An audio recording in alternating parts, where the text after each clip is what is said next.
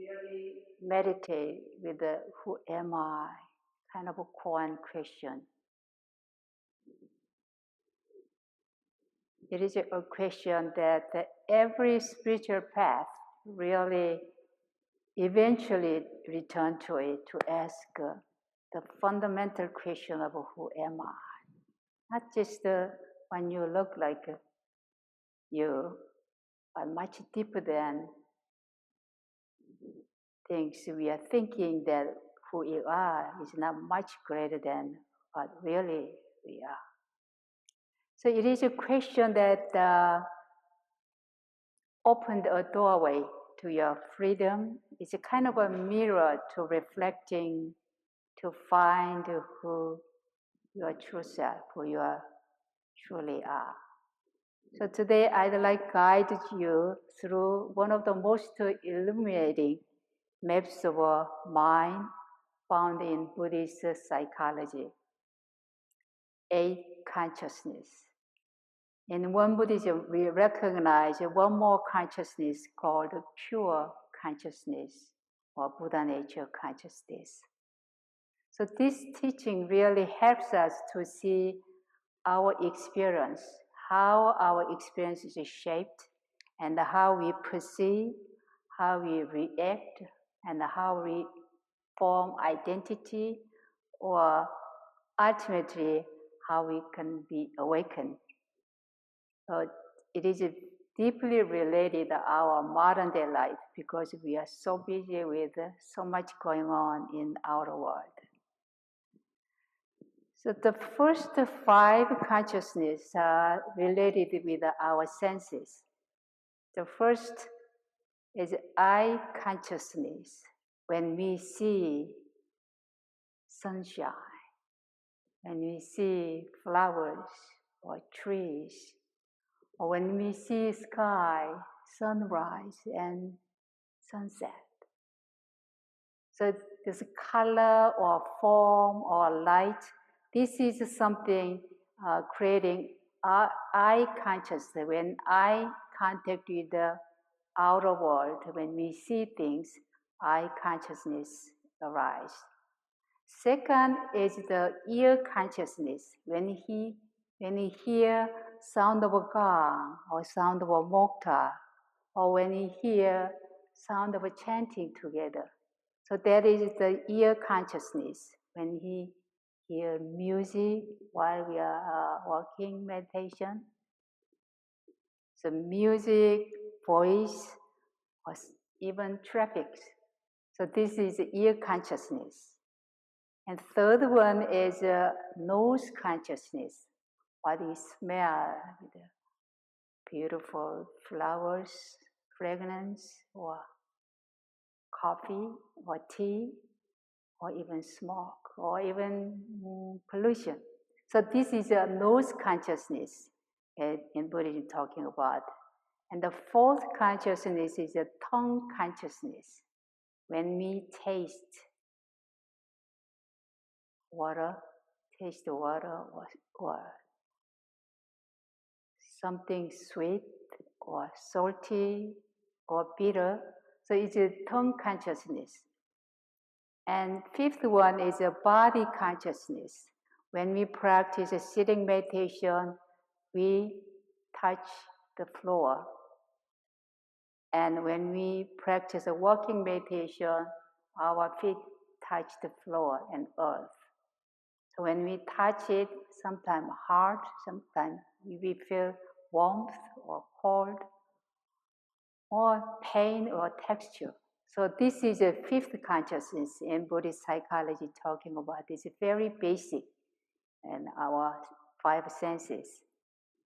These 5 consciousnesses arise when we use these 5 senses, and in our today's world, they are overstimulated. It's really too much to see, too much we hear. So from screen time or sound or even taste or distraction. So we experiencing all 5 senses or 5 consciousness is uh, overstimulated. So we live in a culture of a constant input, much more so than 100 years ago or even 2,500 years ago. So without our own awareness, our senses can lead us into habits of reactivity or craving. So the practice here is a conscious use of our five senses. This is our practice. Noticing things without clinging and enjoying without craving. So this is something we can simply practice when we use five senses relating with five senses consciousness. That is a surface area of our mind functioning. Underneath that, there is a sixth consciousness called the mental consciousness, the thinking mind. This is the layer of our thought, analyzing, planning, and judging. We all do that daily, a lot of these activities. It helps us to survive and succeed, but it also creates a lot of problems because of overthinking, anxiety, or mental noise. So a lot of mind functioning with this thinking mind creates a lot of distraction and disturbance in our modern day life. So mindfulness practice gives us a space from our thoughts so we can respond with clarity rather than reactivity out of habit. So remember here that you are not your thought. You are the one aware of your thought. So this is a sixth conscious functioning. And seventh conscious is the ego consciousness. So in this realm, this layer gives us the sense of I, my, me, mine. If we clinging to self-image and get caught in the pride or fear or comparison, all comes from this ego consciousness. This is a seventh consciousness. This is a function of actually self-consciousness. When we drop ego, we stop taking everything so personally. We can create a lot more peace in our lives if you can aware of this ego consciousness and recognize it and let go. So if we see life for what it is instead of what we think they say this way or that way, we assume about me creates a lot of problems. So ego consciousness is something we need to really pay attention to because this is not real you, it's a false you, it's a small, petty self claiming I, my, me consciousness. And eighth consciousness, underneath the seventh consciousness is the eighth consciousness. It's called the store consciousness. Everything we do daily, what we speak, how we interact with people, what we think or act or all kind of things we engage in daily stored in this eighth consciousness. This is something we need to pay attention to. This is like an inner hard drive. It stores all the habits, memories, tendencies, and karma we've accumulated through life. So this is something we need to pay attention to because everything, every time, every day, we repeat a thought or emotion, we plant a seed here. So whatever we do is not just disappear, but going deeper in your eighth consciousness and restore there. The problem is that all things we do is planting a seed in this eighth consciousness, sometime when this seed grows into personality or patterns, both helpful and harmful. So when you recognize what is helping you, we can keep doing it. But it is not helping you, it's hurting you, then recognize in this eighth consciousness and let it go.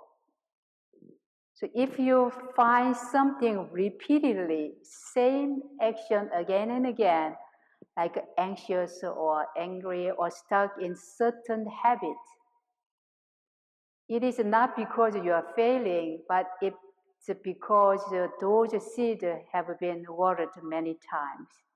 So that's why it's popping up in same pattern, same habit all the time. So this is really we need to pay attention to and recognize this is stored in eighth consciousness. But when you recognize it, then the good news is that you can change something different seed. You can change, you can plant a new seed.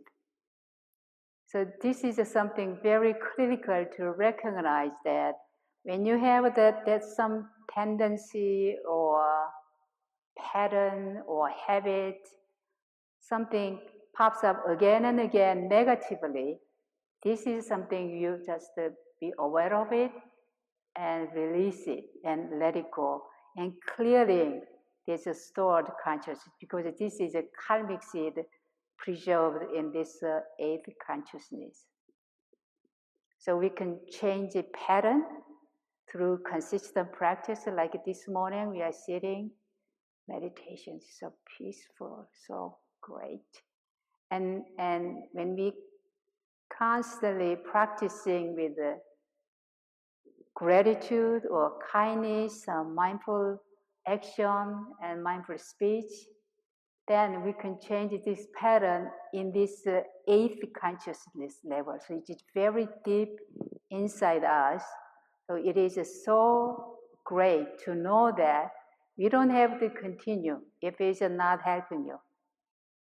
And this is a way that we can transform ourselves to be the person you want to be and the person and the way you want to interact with the life around you. That's why one Buddhism emphasizes that the Dharma of a good habit, because when you practice, become who you are. So this is very critical that your practice can change this eighth conscious level, that even in stored consciousness or it's a karmic stored consciousness, we can change our karma. We can change our way of relating with the life around us. We can change the way we live our lives and our relationship with our inner self. So this karmic seed in eighth consciousness level shaped our habit, our responsibilities, our personalities, and our emotional responses. That's why Buddha taught, when you think, you become. So your mind is critical in shaping your life. And there is a story reminding us that a student asked the Buddha, why do I get angry even when I want to be kind? Sometimes we feel that way. We want to be loving kindness and practicing the compassionate interaction, but sometimes we react in the opposite way. The Buddha replied, inside of you are two seeds, one of anger, one of compassion. So whichever seed you nurture more, that is the one that will grow. But that way we do it repeatedly, and that is become our personality, our stored consciousness. Remember this one and transforming through our awareness. This is why practice is critical. Because each moment is planting something in our stored consciousness. So when you understand this one, it can help us that it is a way to purify our karma by recognizing it, by aware of it, and changing the pattern, changing the habit, and changing that karma. The ninth consciousness is a pure consciousness, Buddha nature consciousness. Beneath all the noises and patterns is something clear and quiet and infinite. We call it innate Buddha nature or Buddha mind. In one Buddhism, this expressed through Ilwon-san in our altar, one circle image. It symbolizes the true nature of ourselves. And when we chant the Ilwon-san vow, Ilwon-san is the true nature of Buddhas, enlightened masters, ordinary human beings, and sentient beings. Think about it. That kind of powerful potential within all of us, equally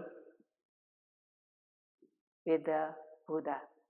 So you are all potential Buddhas because we all have this Buddha nature, this innate quality, very positive, very special quality. You were born with it. Then it's up to us whether we spend time to return to it and cultivate it and use it. So in one Buddhism, as we review daily practice, equanimity of our Buddha nature, we restore equanimity of our Buddha nature daily and restore wisdom of our Buddha nature, restore loving kindness and compassion of our Buddha nature. That is the beauty of practice of one Buddhism. So this innate capacity, potential to be awakened and to be enlightened, this gives us great hope and inspiration and motivation. So returning to the question again, who am I? Who are you really? Now, having walked through these 9 layers of consciousness, 9 layers of our minds, let's come back to where we began. Who am I? Am I just a bundle of reactions? No. Am I a story telling myself all the time, replay of memories or something you experienced, pleasant or unpleasant? It is not. A personality shaped by karma or circumstance, this is also temporary. We can change it. We can transform it through practice. Because we are awareness behind it all. The calmness, inner peace, beneath the constant thought, constant churning inside of our mind, and space between our breath and clarity that shines when we have a thick cloud covering the mind. The question is that not something we try to solve, who am I now, but it is something to live with.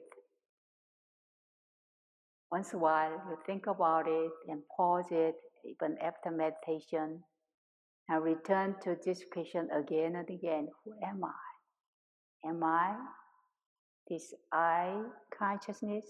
Am I this ear consciousness?